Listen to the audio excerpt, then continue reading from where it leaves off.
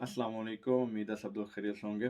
जी sir, आज मैं आपको पाकिस्तान ऑनलाइन वीज़े के मुतालिक इन्फॉर्मेशन दूँगा कि आप उसको किस तरह अप्लाई कर सकते हैं और कितनी देर का वीज़ा आपको मिलेगा और उसका अप्लाई करने का क्या प्रोसीजर है। क्योंकि जिस तरह आज से लास्ट आखिरी मंथ पाकिस्तान गवर्नमेंट ने ऐलान किया था कि पूरी दुनिया में जितने भी पाकिस्तान एम्बेसीज़ हैं, उनमें मैनुअल वीज़ा सिस्टम ख़त्म हो गया और और कंप्यूटराइज़ ई-वीज़ा जो था वो सर्विस शुरू हो गई है। तो इसी सिलसिले में काफ़ी दिनों से सोच रहा था कि मैं आप लोगों के लिए एक वीडियो बनाऊँ कि ऑनलाइन वीज़ा किस तरह अप्लाई किया जाता है और उसकी क्या फ़ीस है और उसको किस तरह हासिल किया जा सकता है। जिस तरह के ऑनलाइन वीज़ा अप्लाई करने के लिए चंद डॉक्यूमेंट्स की ज़रूरत है। उस डॉक्यूमेंट्स के अंदर सबसे पहले तो उसके बंदे के पास जिसका वीज़ा उसके एप्लीकेंट के पास पासपोर्ट होना चाहिए और वो 6 मंथ का वैलिड होना चाहिए। अगर आपका पासपोर्ट 6 मंथ का वैलिड नहीं है, तो आपको ई-वीज़ा इश्यू नहीं किया जाएगा। उसके बाद आपके पास एक फ़ोटोग्राफ तस्वीर होनी चाहिए आपके पास एक। उसके अलावा आपके पास आपका बर्थ सर्टिफ़िकेट या मैरिज सर्टिफ़िकेट या आपके पास अगर पाकिस्तान का आईडी कार्ड है, तो वो आपके पास नादरा का वो होना चाहिए। उसके अलावा ये कि अगर आप को कोई स्पॉन्सर कर रहा है पाकिस्तान से, तो उस बंदे की आईडी आपके पास होनी चाहिए। तो फिर आप वीज़ा ऑनलाइन अप्लाई कर सकते हैं। इसी तरह वीज़ा अप्लाई होगा, तो मैं आपको आगे भी जाके वीज़ा अप्लाई करने का तरीक़ाकार पूरा जो-सा वो मैं आपको इस वीडियो में शेयर करूँगा। तो आप वहाँ से उसको देख के आप भी वीज़ा खुद ही अप्लाई कर सकते हैं। क्योंकि अब थोड़े से भाइयों को थोड़ी-सी मुश्किलात होंगी पाकिस्तान का वीज़ा लेने के लिए। वो इसलिए उनको मुश्किलात होगी कि काफ़ी भाई साउथ अफ्रीका में इस तरह के वो उनको कंप्यूटर यूज़ करना नहीं आता या वो उनके पास इतनी महारत नहीं है कि वो ऑनलाइन वीज़ा अप्लाई कर सकें। तो उनके लिए ये है कि वो इस वीडियो को देख के अगर वीज़ा अप्लाई करना चाहते हैं तो वो कर सकते हैं। अदरवाइज़ वो मेरी हेल्प लेना चाह रहे हैं तो मैं सर उनके लिए हाज़िर हूँ। वो मुझसे भी हेल्प ले सकते हैं, मैं उनको गाइड कर दूँगा वीज़े के बारे में। अगर वो मुझसे अप्लाई करवाना चाह रहे हैं तो मैं भी वीज़ा अप्लाई कर दूँगा। तो अभी मैं आपको आगे वीडियो में सारा कुछ बताता हूँ कि किस तरह वीज़ा अप्लाई करना है और किस तरह होगा। तो प्लीज़ इस वीडियो का पूरा देखें और इसको शेयर भी ज़रूर कीजिएगा ताकि दूसरे भाइयों तक भी इसकी इन्फॉर्मेशन पहुँच सके। जी, आपने सबसे पहले गूगल में जाना है, गूगल में जाने के बाद आपने वहाँ पे लिख लेना है visa.nadra.go.pk। उसके बाद आपने यहाँ पे जाने के बाद इसको नीचे करना है, नीचे करेंगे लिखा आ गया अप्लाई नाउ। आपने इसके ऊपर क्लिक करना है। इसके ऊपर क्लिक करेंगे तो यहाँ पे ओपन हो जाएगी वेबसाइट। जी ओपन हो जाए इसके बाद आपने लिखना है, अगर आपका अकाउंट नहीं बना हुआ तो आपने अपना अकाउंट बनाना है। अकाउंट बनाने के बाद आपने इसको लॉगिन के ऊपर क्लिक करना है। तो ये लॉगिन के ऊपर आप क्लिक करेंगे तो यहाँ पर वो पूछेगा आपका पासवर्ड और ईमेल एड्रेस पूछेगा। जो सा आपका ईमेल एड्रेस है वो आपने अपना ईमेल एड्रेस लिख देना, जो सा भी आपने अपना अकाउंट बनाया हुआ है उसका। उसके बाद वो आपसे पासवर्ड पूछेगा, वो आपने पासवर्ड डाल देना है, जो सा भी आपका पासवर्ड होगा। उसके बाद ये जो है कोड है, ये आपने यहाँ पे कोड लिखना है। जिस तरह यहाँ पर M है, 9 है और JY है, ये आपने लिख देना है। लिखने के बाद इसको लॉगिन करना है।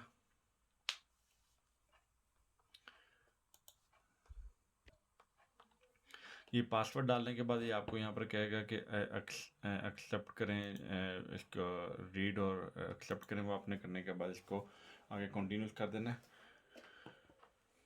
कंटिन्यूस करने के बाद वो आपसे पूछेगा आप किस कंट्री के सिटीज़न हैं। फॉर एग्जांपल जी, मैं यहाँ साउथ अफ्रीका से हूँ तो मैं आपको यहाँ लिख देता हूँ कि मैं साउथ अफ्रीका से हूँ। ये हर कंट्री के लिए, जिस कंट्री से वीज़ा अप्लाई कर रहा हूँ वो वहाँ का लिखेगा।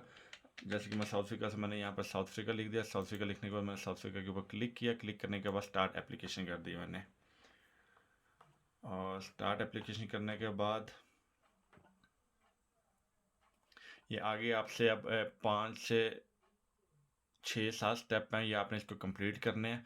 सबसे पहले स्टेप के अंदर वो पूछेगा आपसे आपका वीज़ा की एप्लीकेशन की इंफॉर्मेशन पूछेगा। उसमें सबसे पहले पूछा वीज़ा टाइप का मतलब ये कि आपने कौन सा वीज़ा अप्लाई करना है। तो अब अगर फैमिली के वीज़े पे में जा रहे हैं तो आपने यहाँ पर फैमिली वीज़े के ऊपर क्लिक कर देना। इसी तरह आपने आगे वो पूछा कि वीज़ा टाइप अगेन, यहाँ पर भी फैमिली वीज़ा आएगा। उसके बाद आगे वो पूछा कि type application type of visa, कि सिंगल एंट्री करनी है, एंट्री है या एक्सटेंशन के लिए आपने वीज़ा अप्लाई करना है। एक्सटेंशन के वीज़े के लिए ये है यहाँ पे कि अगर आपने पाकिस्तान में आपके पास ऑनलाइन वीज़ा है और आप पाकिस्तान में हैं और आपका वीज़ा एक्सपायर होने वाला है, तो आप इस टेंशन में अपने वीज़े को रिन्यू करवा सकते हैं। उसके बाद पूछ रहा जी, यहाँ पर पूछेगा आपको सिंगल एंट्री लेनी है, सिंगल एंट्री 1 ईयर वीज़ा लेना वो है, और 1 साल से ज़्यादा का वीज़ा लेना है तो मोर देन 1 ईयर है। तो मैं फ़िलहाल यहाँ सिंगल एंट्री करके आपको बता रहा हूँ, यहाँ सिंगल एंट्री आपने कर देना है। उसके बाद नीचे वो आपसे पूछेगा पर्पस ऑफ विज़िट, आप किस मकसद के लिए जा रहे हैं, तो यहाँ पर मैं लिख देता हूँ फैमिली विज़िट। फैमिली वीज़ा लिखने के बाद वो आगे पूछा कितने माह का वीज़ा लेना है, तो सिंगल एंट्री 3 माह का वीज़ा होता है, मैं 3 मंथ लिख देता हूँ। उसके बाद नीचे आ जाएँ, वो पूछेगा जी किस कंट्री में। अब मैं ये साउथ अफ्रीकन सिटीज़न हूँ, तो मैं साउथ अफ्रीका से अप्लाई कर रहा हूँ, तो मैंने यहाँ साउथ अफ्रीका लिख दिया। अगर आप और किसी कंट्री से हैं तो आपने वो लिख के, और वहाँ पर जहाँ पर भी पाकिस्तान हाई कमीशन का दफ्तर है, तो ऑफिस है, तो वो आपने वो वहाँ के सिटी का नाम लिख देना। जैसे यहाँ पर पिकडोरियम है, तो वो मैंने लिख दिया। उसके बाद वो पूछेगा अगले स्टेप के अंदर कि आपकी एंट्री कौन सी है, कहाँ पे एयरपोर्ट भी जाना है, तो मैं इस्लामाबाद एयरपोर्ट लिख रहा हूँ। और डिपार्चर कहाँ से करना है इस्लामाबाद से, वो भी मैंने इस्लामाबाद लिख दिया। इसके बाद पूछेगा अराइवल डेट, आप यहाँ पर कोई भी डेट डाल दें जिस डेट को आप जा रहे हैं। तो ये इस तरह कोई भी आप डेट, और वापसी की भी कोई डेट आप डाल दें। मैंने ये डाल दिया। उसके बाद वो आगे पूछेगा आपसे,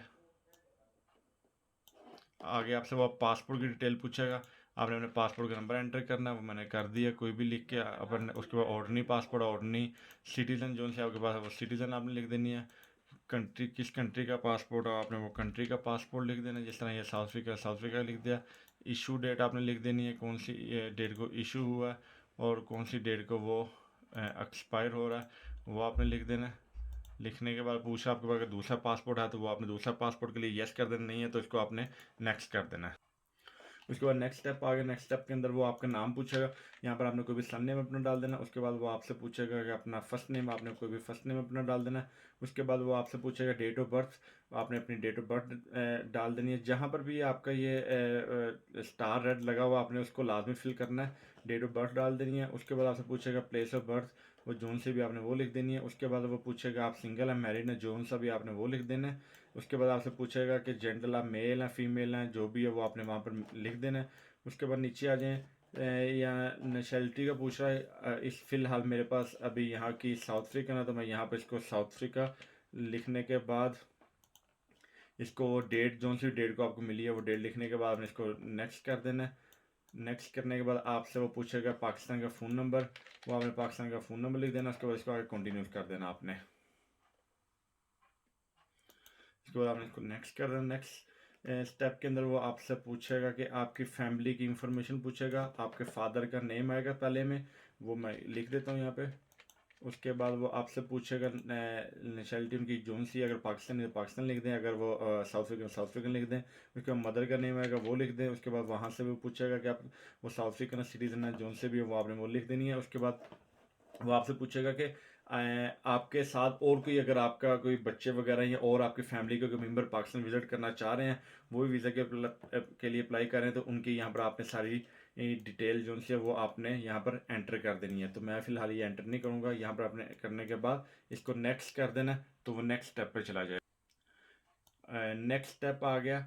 नेक्स्ट स्टेप के अंदर वो आपसे पूछेगा कि जी आप एम्प्लॉयड हैं, सेल्फ एम्प्लॉयड हैं, जो भी हैं, तो मैं यहाँ पर सेल्फ एम्प्लॉयड लिख देता हूँ। वो लिखने के बाद आपसे पूछेगा पाकिस्तान में आपका बैंक अकाउंट है, अगर है बैंक अकाउंट तो आप यस कर दें, नहीं है तो इसको छोड़ दें। उसके बाद नेक्स्ट करेंगे स्टेप।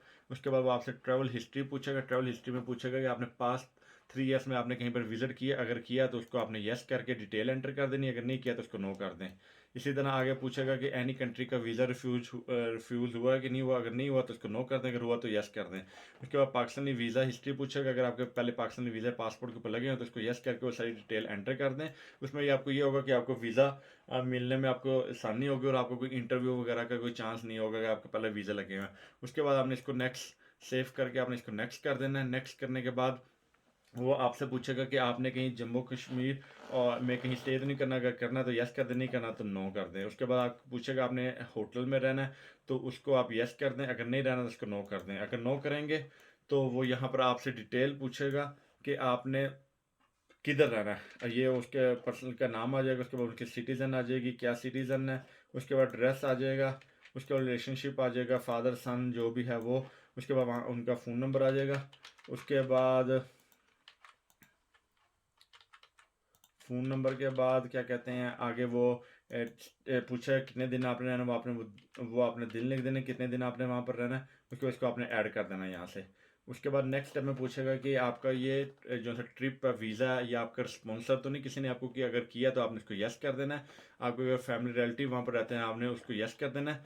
तो यस करने के बाद आपने उसको नेक्स्ट स्टेप में कंटिन्यूस कर देना। उसमें नेक्स्ट स्टेप के अंदर वो आपसे पूछेगा कि आपके डॉक्यूमेंट्स पूछेगा। इसके अंदर जो मेन डॉक्यूमेंट्स हैं वो मैं आपको बता देता हूँ। इसमें तो सबसे पहले तो एक पासपोर्ट लगेगा, जिसका वीज़ा उसका पासपोर्ट की तस्वीर लगेगी स्कैन करके या तस्वीर खींच के। उसके बाद उसकी एक फ़ोटोग्राफ लगेगी, फ़ोन से तस्वीर खींच के, पीछे वाइट बैकग्राउंड हो। उसके अलावा अगर उसके पास बर्थ सर्टिफिकेट है या मैरिज सर्टिफिकेट है वो उसके अटैच होगा। उसके अलावा अगर वो स्पॉन्सर पे जा रहा है तो वो पाकिस्तान से जो जो सा स्पॉन्सर कर रहा है उसको जहाँ जाकर उसने रहना है उसकी आईडी कार्ड की तस्वीर जो से वो भी आप अपलोड कर दें। डॉक्यूमेंट्स अपलोड करने के बाद आपने इसको नेक्स्ट करना है, कंटिन्यूस करेंगे तो वो आपको रिव्यू की ऑप्शन आ जाएगी।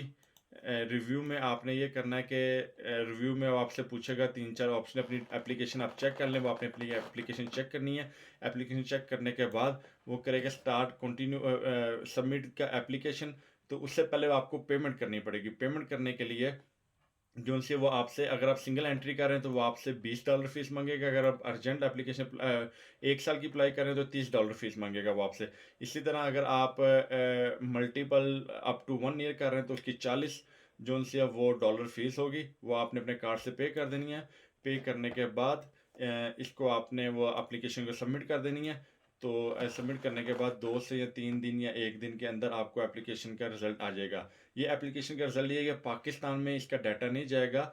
जिस कंट्री से अप्लाई करेंगे वहाँ के पाकिस्तान हाई कमीशन के अंदर ही आपका डाटा जाएगा। वहाँ से आपको एप्लीकेशन वीज़ा इशू होकर आपको वाया ईमेल आएगा। वीज़ा आने के बाद फिर आप उस पर ट्रैवल कर सकते हैं। इसी तरह अगर कोई बच्चा आपके साथ जा रहा है अंडर 16 एज है या 14 एज है, उसके लिए ये होगा कि आपको पुलिस स्टेशन से, हर कंट्री का अपना रूल होगा। हर यहाँ यहाँ साउथ अफ्रीका के अंदर ये है कि आपने साउथ अफ्रीका से पुलिस स्टेशन से एक होता है फॉर्म, उसको आपने फिल करके, वो परमिशन लेटर होता है कि उसकी वालदा के साथ नहीं जा रही तो वो या वालदा या वाले कोई एक नहीं साथ जा रहे तो आपने फिल करके वो साथ अटैच करना होता है।